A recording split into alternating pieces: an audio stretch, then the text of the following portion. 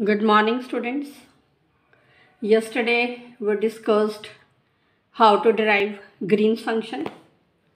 Now, today our next topic is representation formula in terms of Green's function. It means to find the solution of the Poisson's equation with boundary conditions in terms of Green's function. So the statement of representation formula is, we are given a function u which is twice continuously differentiable function defined on u closure, and here the set u is open and bounded subset of the Euclidean space Rn. Let us suppose this u is the solution of the boundary value problem for the Poisson's equation. Means del u is equal to minus f in the set u with the initial condition that the value of function u on the boundary of the set u is g. Here these functions f and g are continuous functions. Then the value of function u is given by minus integral over the boundary of u of g y into curl g by curl nu plus integral over the set u of fy into the function g, which is Green's function. Here x belongs to u. This expression is called representation formula. So in order to derive this expression, you will have to firstly do the article derivation of Green's function, because in that article we have already obtained the value of the function u, which is given by u is equal to minus integral over the boundary of u curl g by curl nu into u minus integral over u g into Laplacian of function u at y. So firstly you will derive this.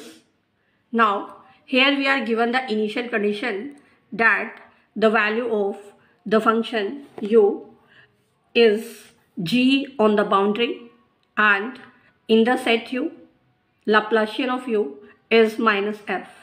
So putting these two values here, because this integral is over the boundary and the value of u on the boundary is g, so you can put the value of u here, which is gy, and in this integral is over the set u and Laplacian of u is minus f over the set u, so you can put the value of Laplacian of u here, which is minus f. So our formula becomes ux is equal to minus integral over the boundary of u of curl g by curl nu into g at y plus integral over the set u of the function g into fy. So this is the representation formula in terms of Green's function. Now our next article is symmetry of Green's function. Let us take u is open and bounded subset of Euclidean space Rn. Then we are to prove that Green's function is symmetric. Means the value function g in terms of xy is same as gyx. Means we can interchange the role of x and y in the definition of Green's function. Here x and y are two different points belonging to the set u, and by definition Green's function g is defined as the difference of fundamental solution phi, which is the function of y minus x here, with the corrector function which we already defined and denoted by the symbol phi x y. Here y is variable and x is fixed.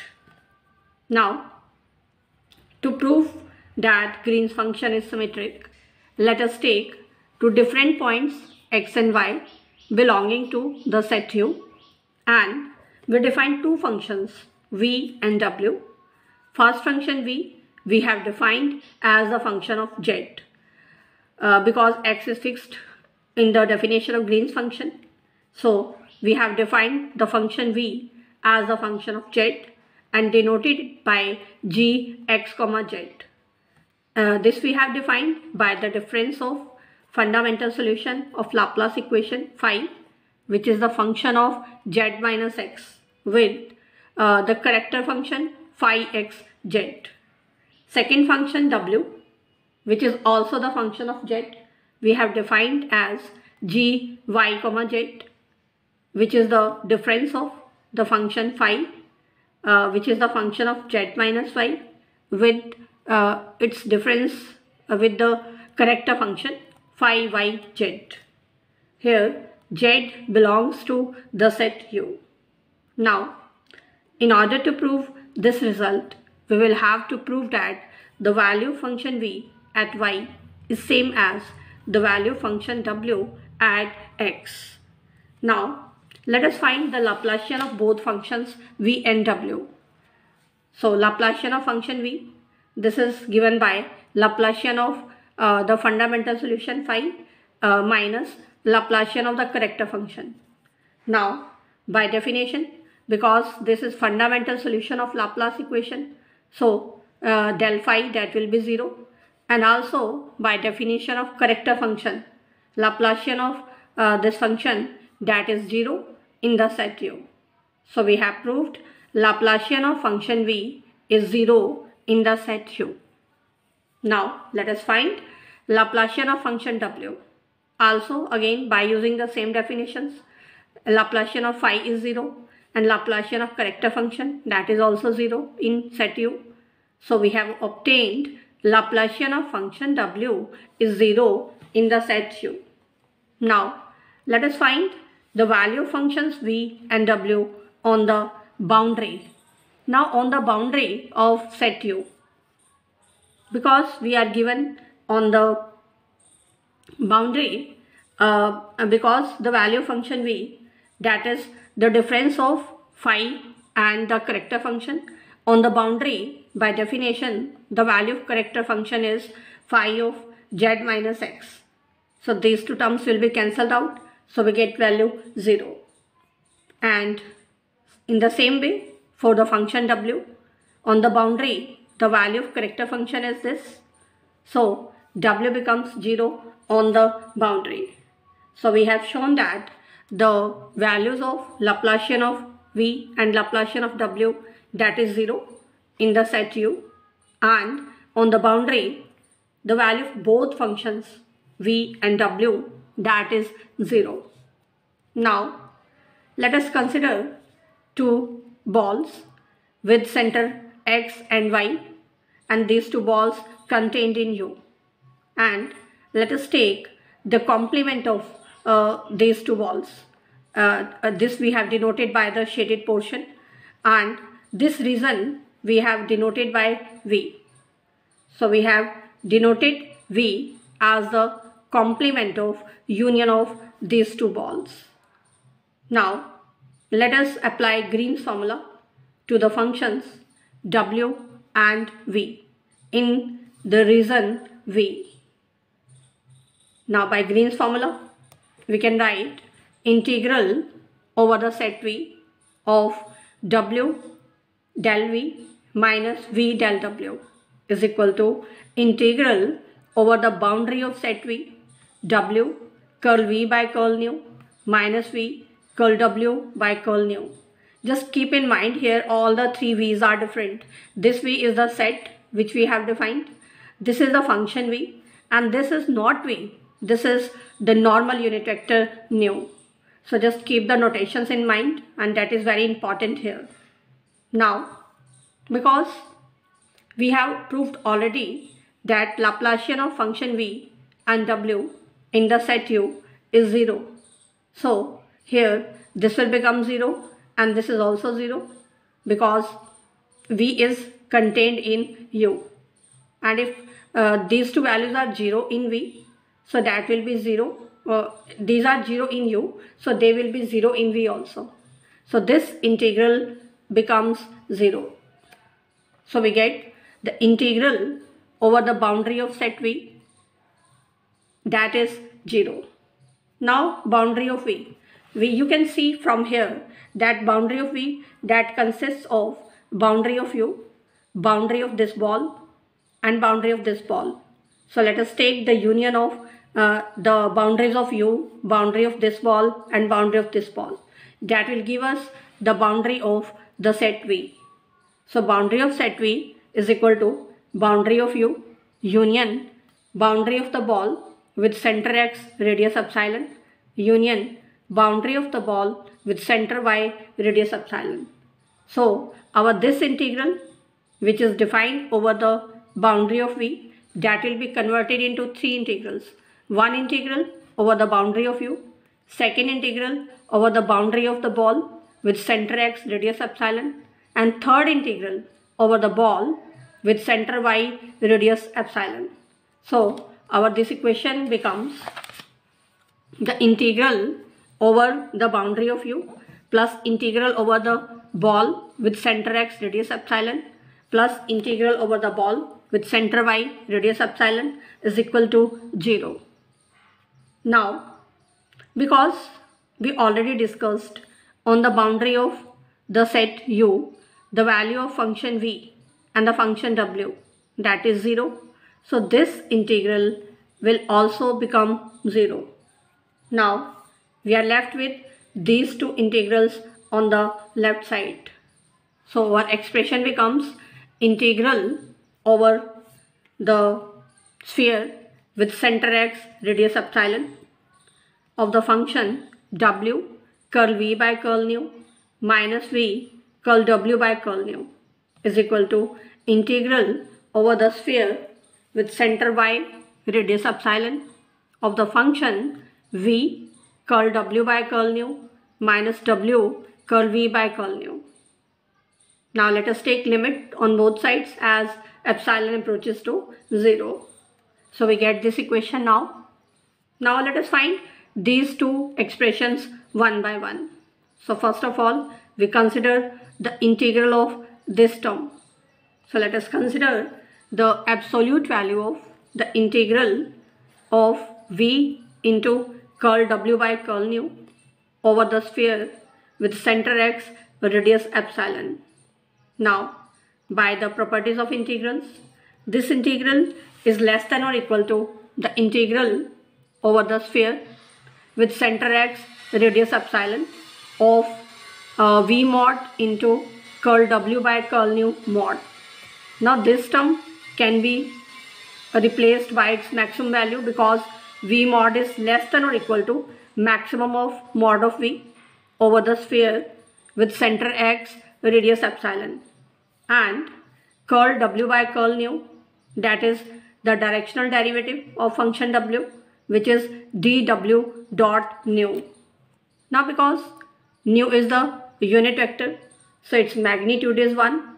So this expression becomes maximum value of mod of v over the sphere with center x radius epsilon into the integral of dw mod over the sphere with center x radius epsilon. Now let us convert this integral into average integral by multiplying with the surface area of this sphere. Surface area of this sphere is n alpha n epsilon raised to the power n minus 1. So we have converted this integral into the average integral. Now this average value, that is less than or equal to the norm of dw on the space L infinity. And we can see as epsilon approaches to 0, this expression approaches to 0. Therefore, we can say that the absolute value of the integral of the function v into curl w by curl nu over the sphere with center x radius epsilon, this approaches to 0 as epsilon approaches to 0. And because the absolute value approaches to 0, and therefore we can say that this integral approaches to 0 as epsilon approaches to 0. Now let us consider another expression, which is the integral of w into curl v by curl nu over the sphere with center x, radius epsilon. Now let us substitute the value of function v here and splitting this integral into the two integrals. Now let us find the value of the second integral by using integration by parts formula. Now the second integral is this term. By using integration by parts, first function as it is, integration of second minus integral derivative of first function into integral of second function. Now here this term, we can find the value of this term by using Green's formula. By Green's formula, integral of curl by curl nu of the function phi xz over the sphere with center x, radius epsilon. This is equal to integral of Laplacian of the corrector function phi xz over the ball with center x, radius epsilon. Now because Laplacian of corrector function, that is 0 over this ball, so this integral becomes 0 and therefore this value will be 0 and therefore these two terms, they will become 0 and therefore this integral will also be 0. So we are left only with one term on the right hand side in the integrals. Here curl phi by curl nu, that is d phi dot nu. Now d phi, we are to find the derivative of this fundamental solution of Laplace equation, which we already obtained in the previous article. So we are directly using here d phi dot nu. This is 1 upon n alpha n z minus x mod raised to the power n minus 1. So putting this value here, we get integral over the sphere with center x, radius epsilon of the function w into curl v by curl nu. This is equal to integral over the sphere with center x, radius epsilon of the function w into 1 upon n alpha n z minus x mod raised to the power n minus 1. Now we can take this term out of the integral. Here z minus x mod, that is epsilon, putting the value and taking this term out of the integral, we get inside the integral of function w over the sphere with center x, radius epsilon. And by definition, this is the average value of the function w over the sphere with center x, radius epsilon. And as epsilon approaches to 0, this integral will approach to wx. So we have obtained the value of the integral as wx as epsilon approaches to 0. Similarly, we can find the value of the limit of the integral which is defined over the sphere with center y, radius epsilon. And as epsilon approaches to 0, this integral approaches to the v at y. Left hand side is the value of w at x, right side integral gives value of v at y, and both are equal. And by our definitions of w and v, this is the value of g in terms of yx, and this is value of v in terms of xy, value of Green's function in terms of xy. So we have proved Green's function is symmetric. It means we can interchange the role of x and y in the definition of Green's function. So this completes the topic, symmetry of Green's function.